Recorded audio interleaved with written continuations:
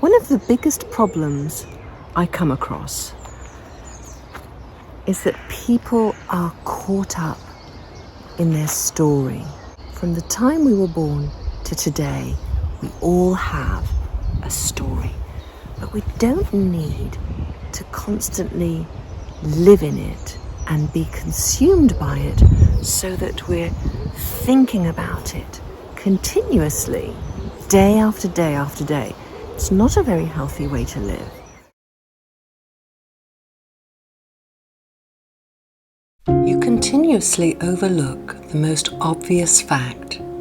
Your innermost sense of I am has nothing to do with what happens in your life, nothing to do with content.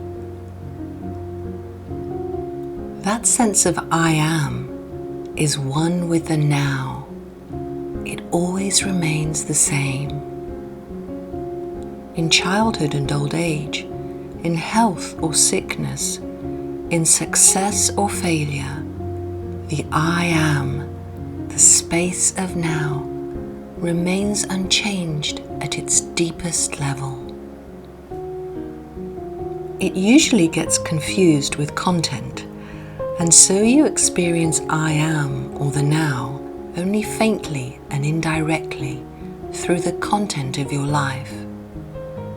In other words, your sense of being becomes obscured by circumstances, your stream of thinking, and the many things of this world. The now becomes obscured by time. And so you forget your rootedness in being, your divine reality, and lose yourself in the world. Confusion, anger, depression, violence and conflict arise when humans forget who they are. Yet how easy it is to remember the truth and thus return home. I am not my thoughts, emotions, sense perceptions and experiences. I am not the content of my life. I am life. I am the space in which all things happen. I am consciousness. I am the now. I am. Eckhart says that we constantly overlook this obvious fact, and that is that who we are in our true nature, in our deepest essence, has nothing to do with what's going on in your life circumstances. This can be transformational information here. If you think about it, how often do you get caught up in what's going on? There's always some kind of drama going on, isn't there? There's always something happening that we wish wasn't happening. There's something that we're suffering through, something that we're waiting to get over so that we can move on with our lives in a better way. But obviously, there's going to be something else just around the corner, because this is the nature of life, you know? Being alive involves experiencing many different things, many different emotions, and many different situations and circumstances. And we don't seem to be very well equipped to deal with this in a healthy way, do we? So that's why I make these videos. The distinction that we're talking about here is the difference between life, your life, and the circumstances of your life. The essence of your life and the content of your life, right? There's what you are, and there's what's happening. And we mustn't get the two mixed up. This is the problem today, is that we've completely neglected to understand who we are. And we've become immersed absorbed, entangled in the content of our experience, in what's happening. So is it any wonder we're running around like helpless victims? This happened to me, that happened to me. Oh no, what if that happens? There's a lot of that going on at the moment, isn't there? Do you see the futility of spending the rest of your years being focused on these things and missing the deeper aspect of yourself? Missing the truth of life and the truth of who you are? And so, Eckhart says, you forget your rootedness in being and your divine reality. We don't want to forget our rootedness in being and our divine reality. We want to remember them. And finally, Eckhart reminds us that it's easy to remember this. It's easy to return home to this divine reality, from all that psychological drama and realm of chaos that's going on in the mind and emotions. He gives us these beautiful words. He says, I am not my thoughts and emotions and all these things that are going on in my experience. I am life itself. I am the space in which all of this is happening.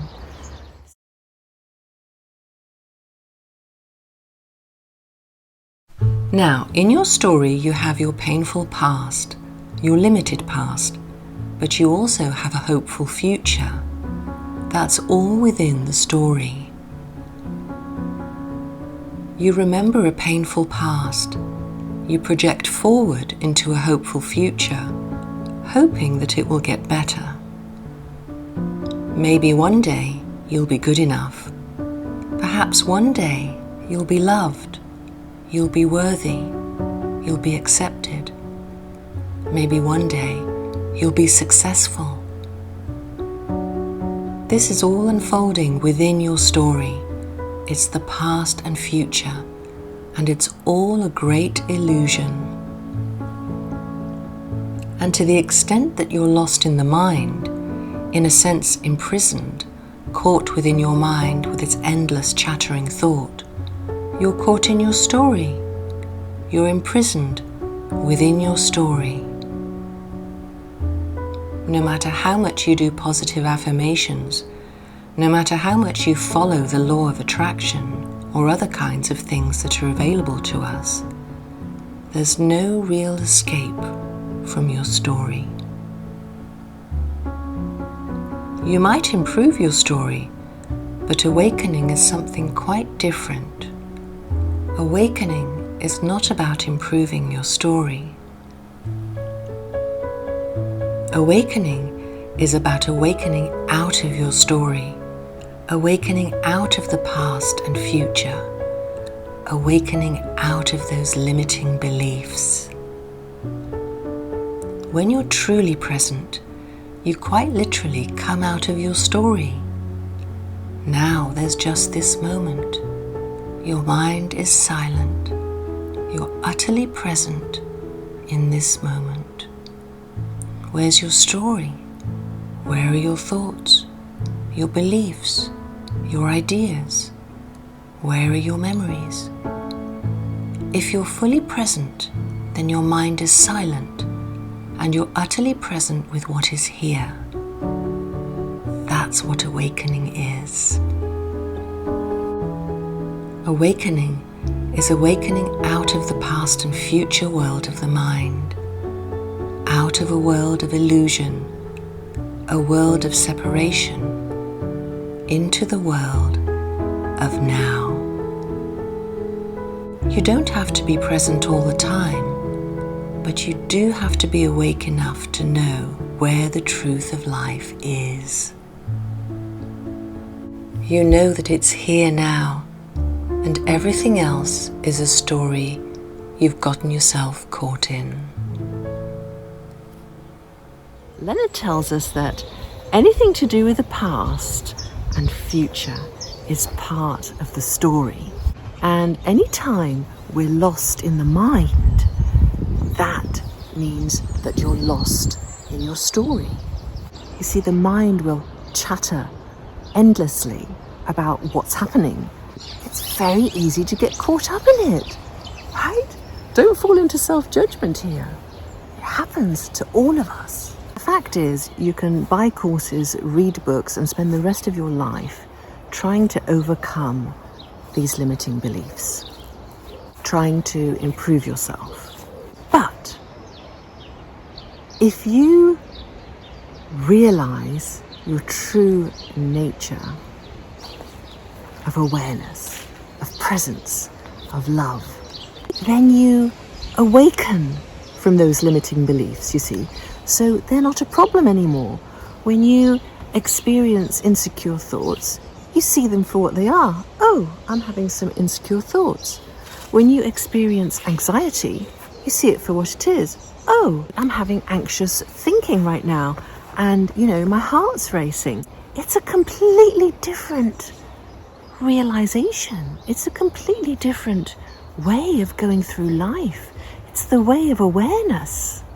It's the way of freedom. It's the way of truth. Now remember this, he says, when you're truly present, you literally come out of your story. So, you see, it's not difficult, right? The mind's going to start harping on about, oh, but it's easier said than done. I can't do this. I struggle to be present. I'm an overthinker. Blah, blah, blah, blah, blah. Well, can you take a conscious breath? If you can take a conscious breath, you can be present. Can you hear any sounds? If you can hear any sounds, you can be present. Can you touch something? Something that's here with you now? If you can touch something, you can be present. And when you're present, you come out of your story. It's so simple. I know some of you aren't going to believe it, but I hope you do, because it's true. Try it. You become present. Presence isn't strange or complicated or new agey. No, not at all. Presence is the truth of who you are, actually. There's no separation between you and this moment. It just feels like there is when you're thinking. And that's where we get into trouble, when we're constantly thinking, unconsciously thinking.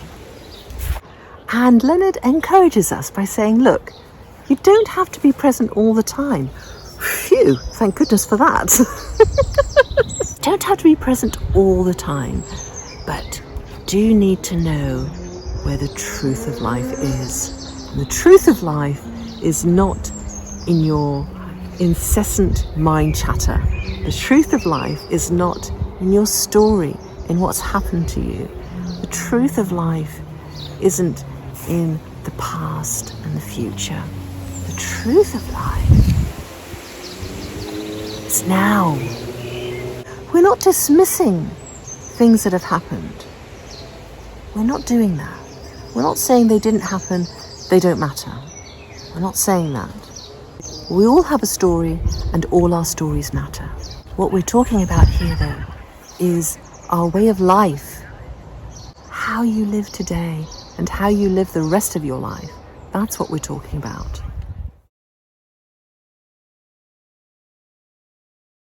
For many people, the more you try to fix your story, the worse it's going to get, because the ultimate design is not to fix your story, but to awaken out of your story.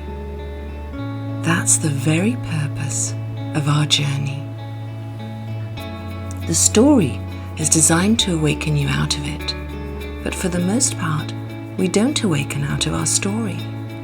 We just relentlessly continue to improve our story and make it better. Will you love me? Will you accept me? Do you approve of me? Am I good enough? Is there anyone here for me? And so humanity is completely lost in a story, and it's so ironic in a way that the present moment is so available to us, so waiting for us, such an invitation to us to come out of the story. Just be here. Be here as I am here, say the flowers. Be here. Where else could you be? The only place you can be, other than here now, in the world of here now, is in the world of not here, a world of memory and imagination. That's the world that humanity inhabits.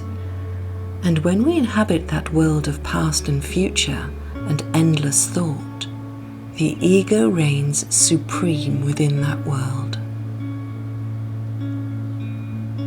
So all I'm ever really doing is joining the flowers and the leaves here. I'm just joining them in inviting you to come out of your story and become present, just for a moment. Not only become present just for a moment, but become very, very, very deeply present.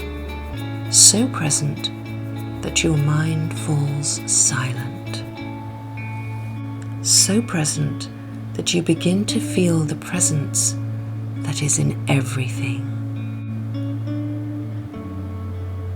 So present that you begin to feel the oneness that is here as the illusion of separation dissolves. That's the invitation.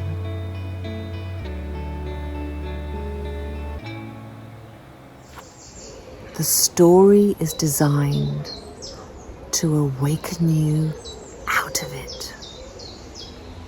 The story is designed to awaken you out of it. Consider this deeply. I suggest you memorize it actually. As Moody says, the whole universe is supporting your awakening. Eckhart says that we can use everything that happens becomes part of your spiritual practice.